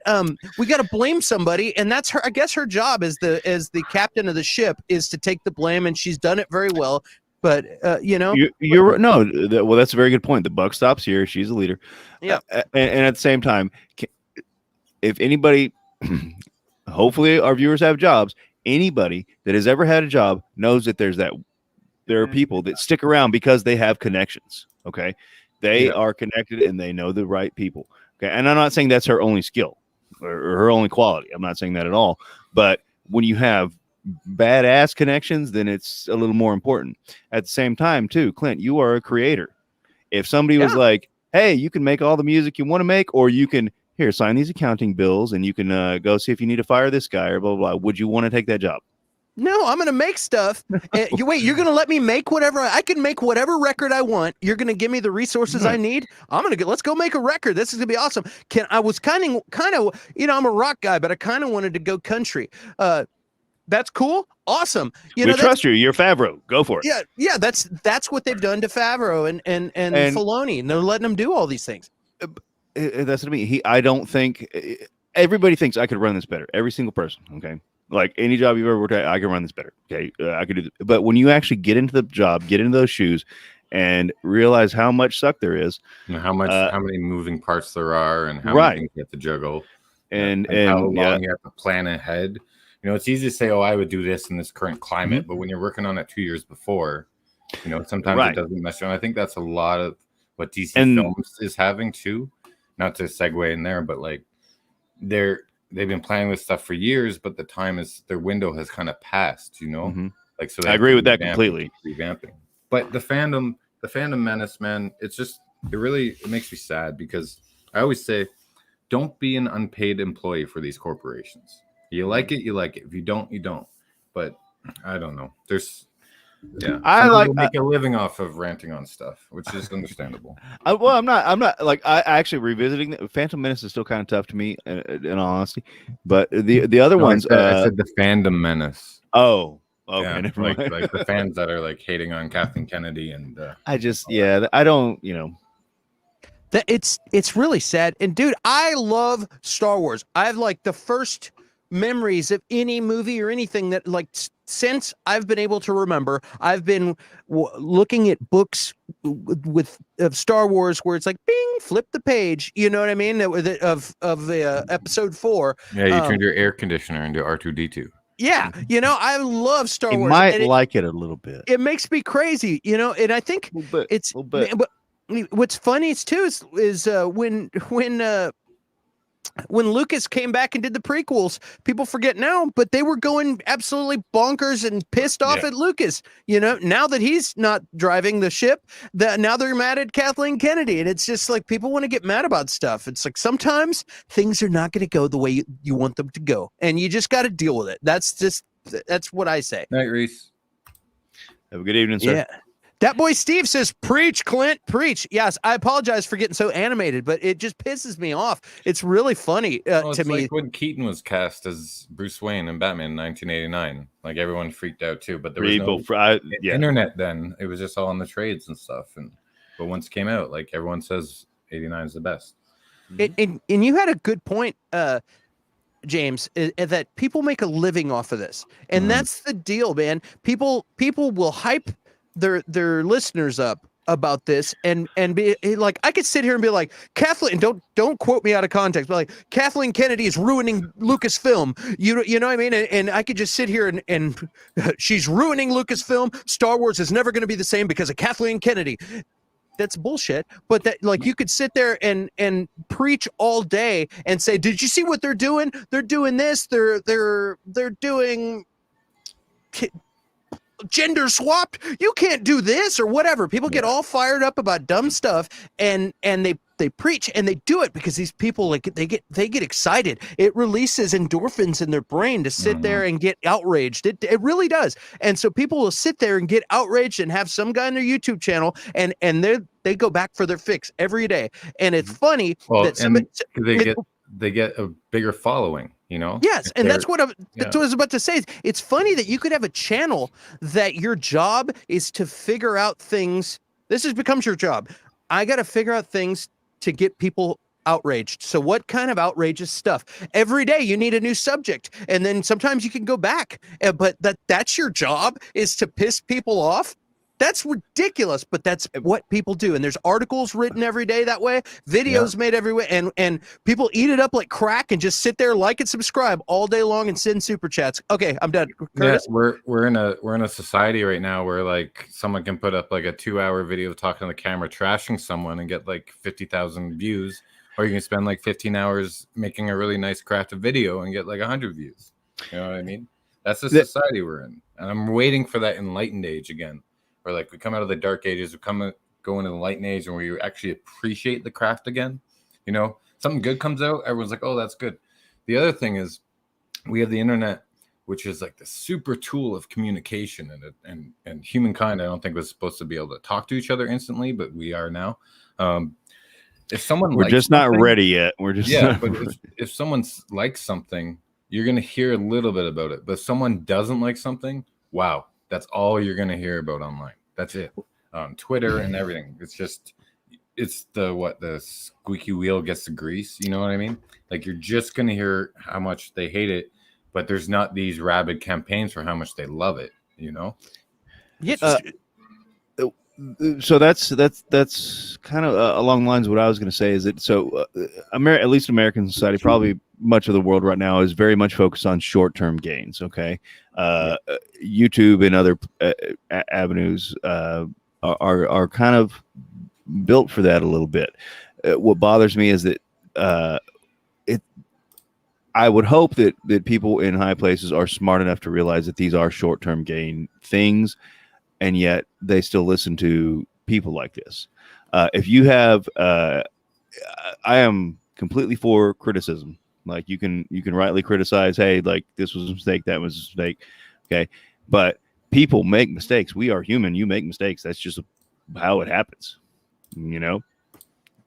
So, yeah, this lady's gonna make a mistake. You got me off. Yeah, the damn dancing cactus got me.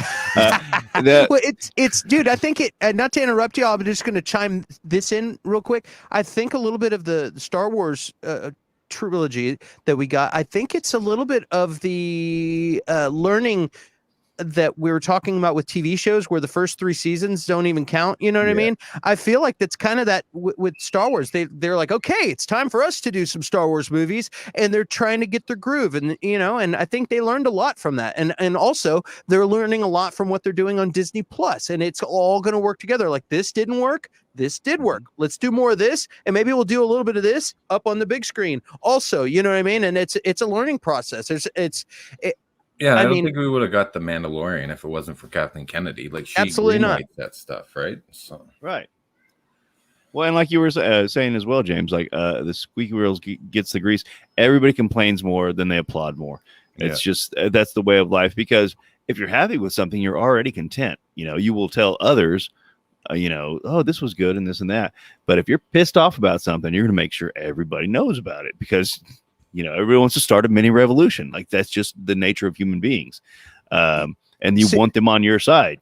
So, but well, yeah, it's like, I don't know, like I run the socials for like a bunch of places like Small Screen Gosty and stuff. And, you know, a bunch of good articles come out, good videos. You don't hear anyone say, oh, that's awesome or whatever. And that's fine. Like we're all adults and stuff. But like, then all of a sudden they will have no problem chiming in if they disagree with something. You know, or if they like they see something wrong, like boom, and then I'm always like, okay, thanks for chiming in. You know, your first comment, awesome. At the same time, I was gonna say social media has turned into Yelp for everything. Where it's like one of you said a minute ago, it's like we're not all supposed to have a voice. We're not all supposed to interconnect, but we do now because of technology. And it's turned into Yelp, and people want to complain because their steak was overcooked. You know, as a server, you read that on Yelp, you're like, F that guy. But if you're a content creator or movie maker or whatever, and you see and like Kevin Smith is kind of like, whatever, F those guys. Then they're complaining about that. He's like, whatever, man, nobody's happy. Then they're like, he doesn't take my complaint seriously. You know, people are outraged that he doesn't care. He doesn't care what the fans think. That's like a server not giving a shit what a customer who complains on Yelp thinks. It's like, either buy it or don't. But I'm really ready for everyone to shut up. I'm I didn't even talked with Curtis. I talked with James. I was like, dude, I think like one night I'd had a little whiskey and I'm like, dude, I think it would be cool to start a show called Angry Fandom. And just talk about things that are Don't people put are that complaining. out there, man, because you know someone's gonna do that. Sorry, I shouldn't have said that. Yeah, that's already a show right now. That's a show right now. And James was like, I don't know, dude. I'd have to think about that. And the next morning, he was like, hey, so about that idea. And I woke up. I was like, now that I'm not under the influence of whiskey, that sounds completely exhausting. I don't know. He just started laughing. But honestly, like too much effort, man. But you're allowed. Like, no, but you're as a fan, you're allowed to be mad. That's okay. Okay, but you've got to like. You can be There's mad. no respect though anymore, Curtis. There you go. You've taken the words out of my mouth, man. But it's like they might be doing something here.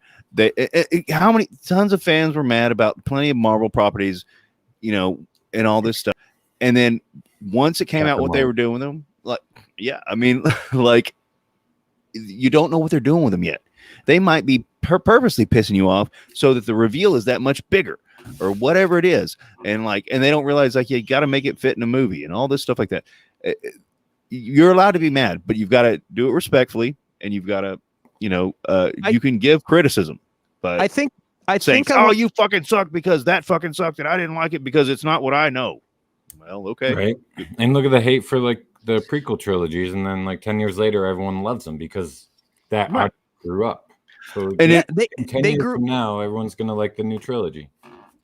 Yeah, exactly. 15 years from now, they're going to be like, yeah, Ben Solo is my favorite Star Wars character. You know what I mean? And it's like, which is like blasphemy to us, but it's like that. These younger generation YouTubers, I see them talk about the sequel trilogies. I mean, the prequels, like that is Star Wars Yeah. to them, and I can see the love for it, and I go, they feel about that the same way I feel about the OG Right. Star Wars. You know what I mean? And it's really funny.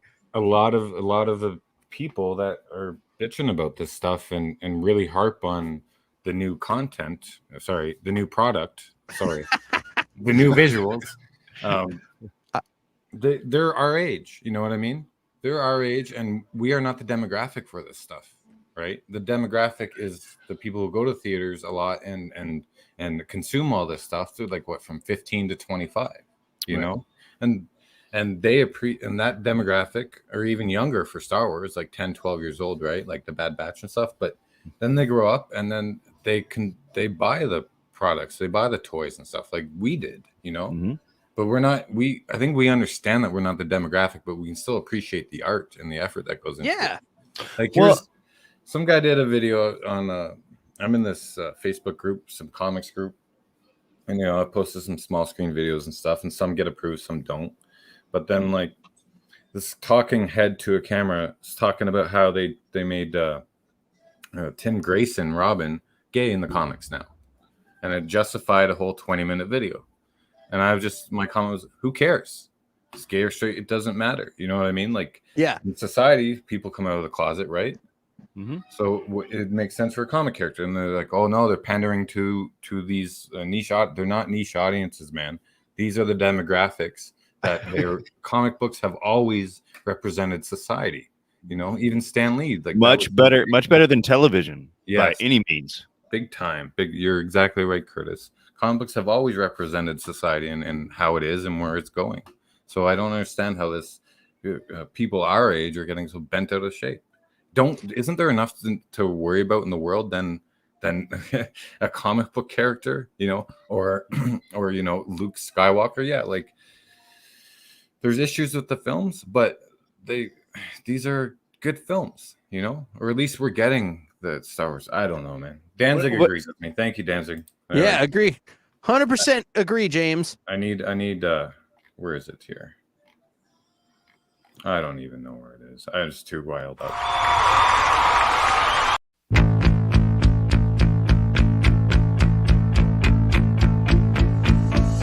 Flash! Savior of the universe! Awesome guitar and vocals by Clint. Yeah, that was me, Curtis, if you didn't know. I did not know that. Yeah, However, that was do you have a full recording of that cover? I only did like a 15-second clip of that song. Yeah, it's for a video I'm working on. He's like, I'm out. Yeah. It's funny, man, how people get like about dumb stuff and with content. And it's funny too, though. Sometimes there's certain shows where you start feeling like, oh, everything's got to be this moral lesson and everything, you know, but and then sometimes there isn't. And it's like, there's a line that, you know, you don't want to get too crazy, and you want to just stick to the comics or stick to whatever. But the bottom line is there's people that don't agree with some lifestyles that are going to get pissed off about seeing something, and then there's other people that are going to love it. And it's just like, we got to all understand we're all different, and everybody has different things about them that are different, and that's okay. We're supposed to be different. We're not supposed to all be the same. So there's it's almost like 8 billion people in this world. Do you think everyone's going to think the same? Exactly. And don't hate on somebody else because they think differently. Just mind your own fucking business. That's what I say. I think it was Carlin.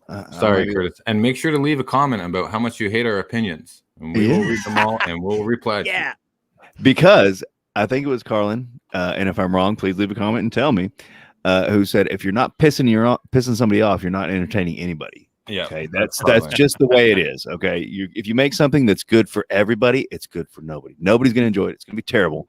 Yeah, okay? and then they get Because mad somebody's at that. going to yes, You know, like, somebody's going to want to see more the hot action. Somebody's masses. going to want to see more horror. Somebody's going to want to see more comedy. You can't do it. So if you're not pissing somebody off, you're not making good entertainment. You can't please all the people all the time. And the bottom line on the going back to the Kathleen Kennedy, this whole angry fandom thing that is that small screen rant.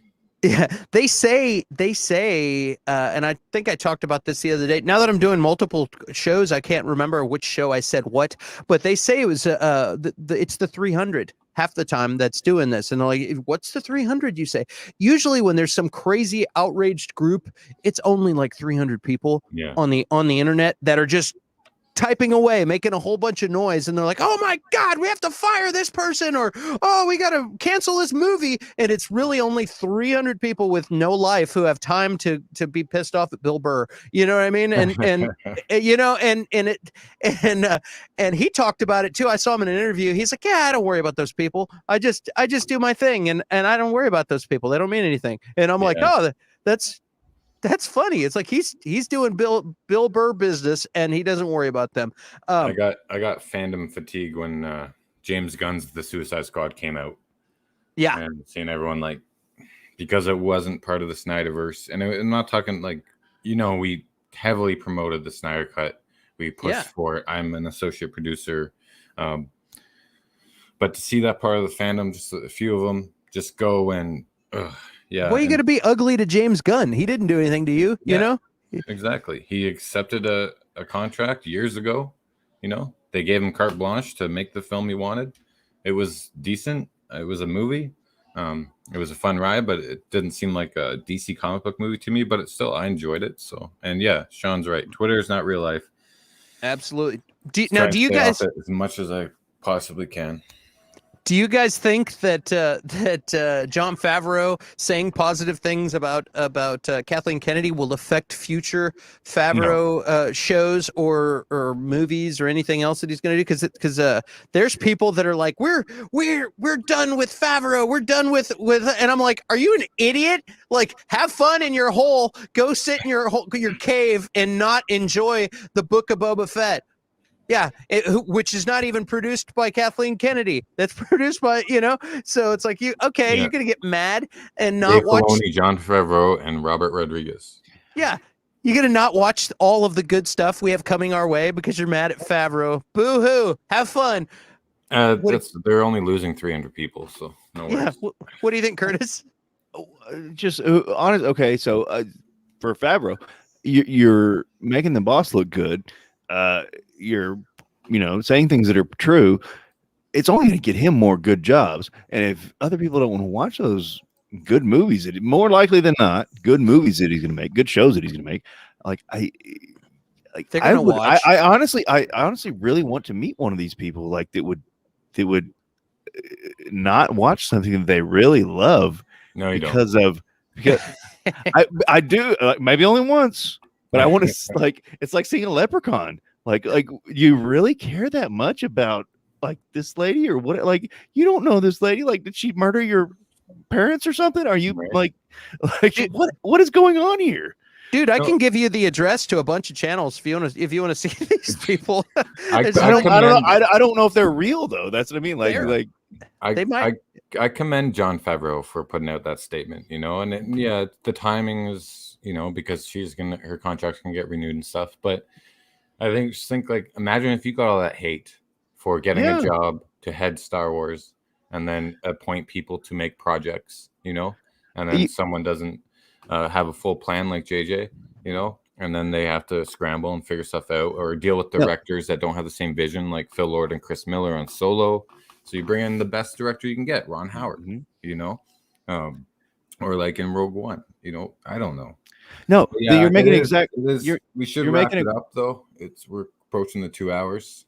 You're making a great point though. Like you've got a job, you've done great your whole career. Okay, you go in to the biggest property potentially that this company owns, so you hire the best people, and somehow it still gets fucked up, according to some people. Like, what would anyone do in that situation?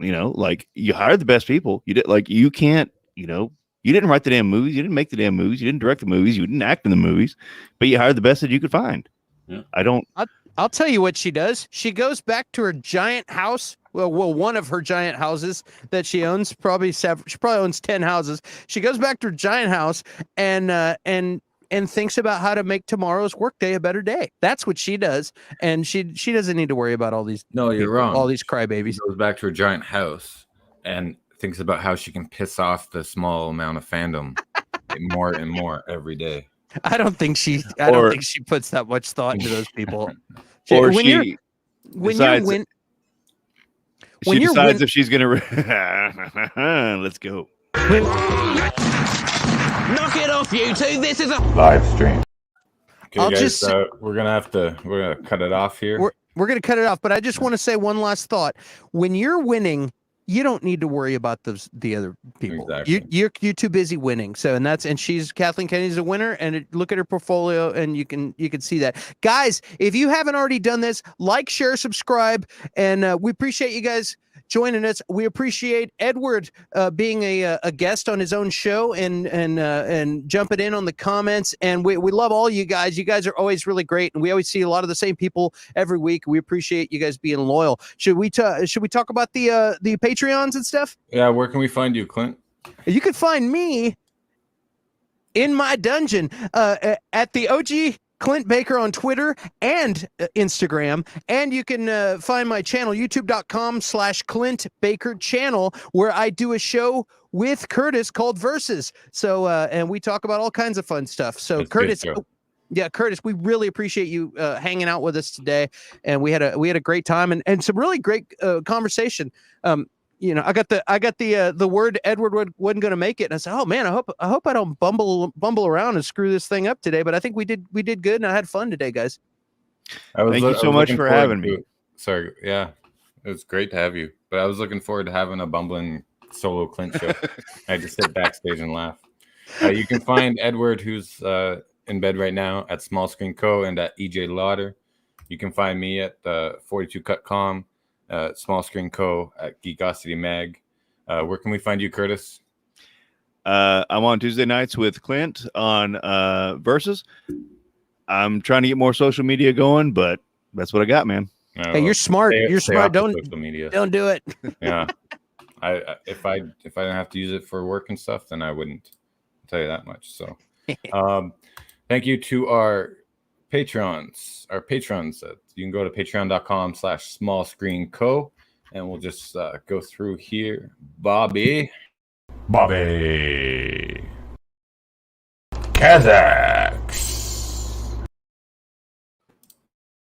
Kazax couldn't make the show today because he was up all night working on 3D backgrounds for me for a all video. night long.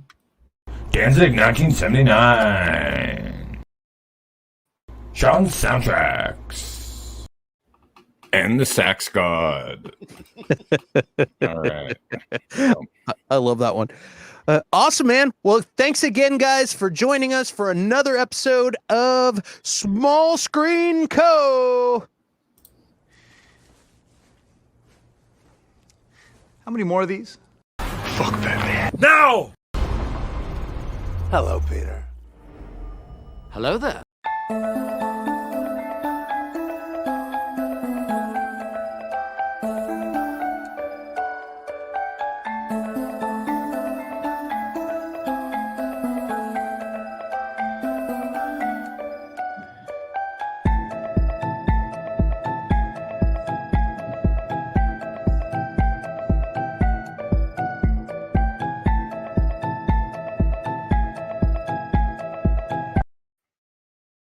Yeah.